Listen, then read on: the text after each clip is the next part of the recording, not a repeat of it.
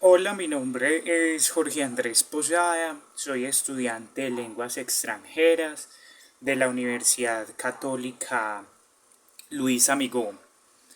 En esta presentación abordaré pues un análisis ético sobre la eutanasia, digamos como dilema bioético, especialmente el caso que abordaré. Es de una paciente con una enfermedad terminal que solicita ayuda médica para morir, bajo el marco de los principios de la bioética: autonomía, no maleficencia, beneficencia y justicia, propuestos por Buchan and Childress en el año 2013. Bueno, el propósito de este análisis es reflexionar críticamente, como lo supone y lo aborda la rúbrica, la necesidad de una conciencia ética que oriente las decisiones profesionales en coherencia con los valores humanos y con el compromiso que como futuro profesional pues debo abordar y debemos asumir, ¿cierto? Ante el sufrimiento de las personas. Bueno, los contextualizo en el caso. María, una mujer de 68 años diagnosticada con cáncer de páncreas metastásico. Después de meses de tratamiento, dolor constante y pérdida progresiva de su autonomía, pues esta paciente solicita formalmente la eutanasia, alegando con sufrimiento insoportable. Su hijo mayor apoya su decisión, pero su hija, la menor, se opone por motivos, digamos, religiosos. El equipo médico está como dividido entre quienes defienden el respeto a su decisión y quienes consideran que sería éticamente inaceptable intervenir para provocar su muerte. Bueno, este tipo de situaciones, si nosotros las contextualizamos, son reales, pasan. En países como Colombia, en países como el nuestro, en Bélgica, estuve consultando y también se ve en Países Bajos e incluso en Canadá. La eutanasia está regulada bajo criterios de autonomía y sufrimiento refractario, según el Ministerio de Salud de Colombia, 2015. Sin embargo, sigue siendo un tema profundamente polémico.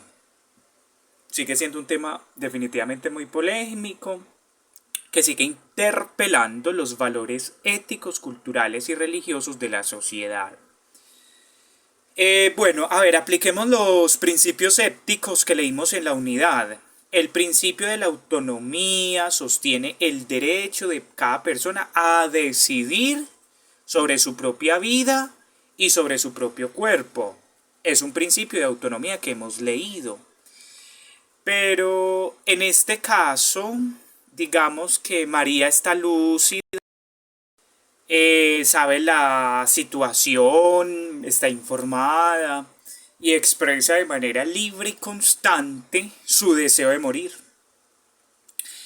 Digamos que desde una perspectiva ética, negar su solicitud podría ser visto como una forma de paternalismo médico que sustituye su voluntad por la del profesional.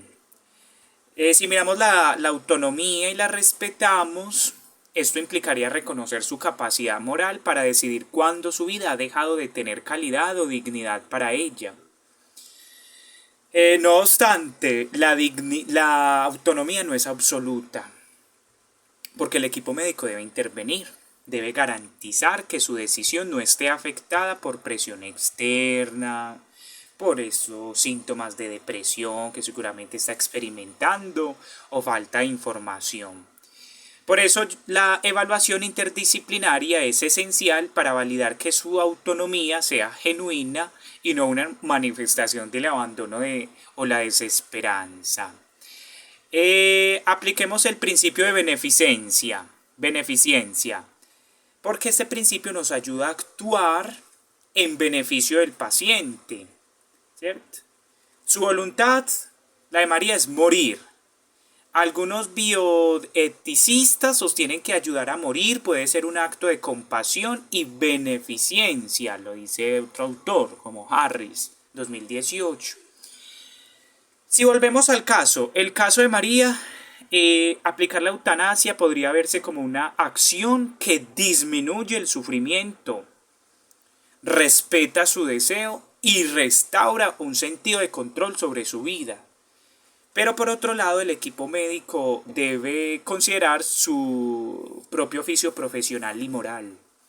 Entonces yo me pregunto, ¿hasta qué punto la beneficencia justifica intervenir para provocar la muerte? Yo digo que la ética médica ahí se confronta con la moral. Y bueno, apliquemos otro, valores en conflicto. En el caso de María se enfrentan valores fundamentales. La autonomía frente a la no maleficencia, pues respetar su deseo podría implicar causar la muerte. Y la beneficencia, el aliviar su sufrimiento. Pero yo diría que esta beneficencia pues se contrapone a la justicia, al asegurar que la sociedad mantenga el valor de la vida. Es una situación polémica. Estos conflictos no tienen una respuesta única, sino que requieren una deliberación ética prudente, basada en la dignidad, en el respeto por la vida, pero también en el contexto de cada paciente. Bueno, si a mí me ponen a analizar el caso, yo como futuro profesional, desde mi análisis, considero que la eutanasia puede ser éticamente válida, pero si se cumplen algunos criterios esenciales.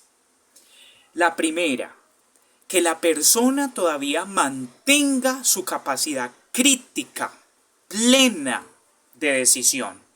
Que no sea decisiones de terceros, sino que la persona de verdad esté, como decimos, en sus cabales. Que se haya agotado toda alternativa médica y paliativa disponible. Ya no hay nada que hacer, ni médica, ni desde la ciencia. Y que exista evaluación interdisciplinaria y transparencia en el proceso. Es que negar el derecho de María a decidir sobre su vida en tales circunstancias podría también representar una forma de violencia moral, ya que la prolonga un sufrimiento que si ella ya está decidida sería un sufrimiento sin sentido. Como sostiene también la filósofa Victoria Camps, respetar la autonomía del paciente no es abandonarla o no es abandonarlo a su suerte, sino acompañarlo en la elección de su propio bien. Pero por otro lado, yo también reconozco que la eutanasia debe ser excepcional y rigurosamente controlada. Una sociedad verdaderamente ética no promueve la muerte, sino que garantiza las condiciones para vivir y morir con dignidad, asegurando cuidados paliativos, de apoyo emocional, tanto a pacientes como a las familias. En conclusión, el caso de María refleja pues una complejidad de la eutanasia como dilema bioético. Respetar su decisión puede ser moralmente correcto si se salvaguardan los principios de la autonomía, de la beneficencia, sin descuidar la no maleficencia ni la justicia. Yo diría que aquí la clave está en humanizar la medicina y las profesiones, entendiendo que el papel del profesional no es preservar la vida, no es solamente preservar la vida, sino también preservar la dignidad del ser humano hasta el final. La UNESCO también nos ha señalado en la Declaración Universal sobre Bioética y Derechos Humanos que Toda práctica biomédica debe sustentarse en el respeto por la autonomía, la dignidad y los derechos fundamentales de cada persona.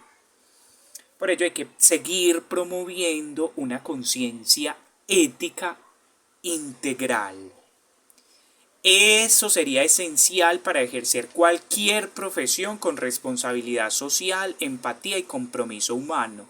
Este caso me lleva finalmente a reflexionar en un libro que me leí hace poco, que se llama Del otro lado del jardín, de Carlos Fram, donde la mamá de este autor, que se considera también una autobiografía, vive la misma circunstancia, ya médicamente no hay nada que hacer y pues él le ayuda a morir a su madre. Le niegan la eutanasia, estoy hablando de un autor colombiano, y evidencia que son casos que se viven, se siguen viviendo en la vida real.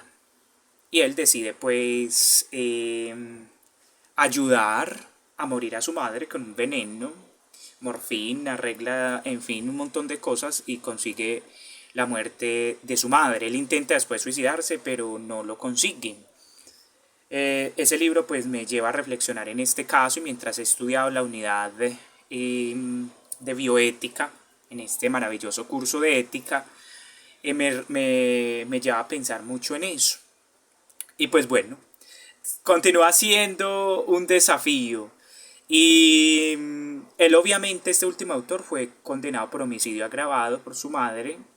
Pero bueno, es muy recomendado como Del otro lado del jardín nos habla y aborda temas como el caso que propongo en este video. Por último, solución: promover una ética integral para ejercer cualquier profesión con responsabilidad social, con más empatía, compromiso por la vida y compromiso también por lo humano. Muchas gracias.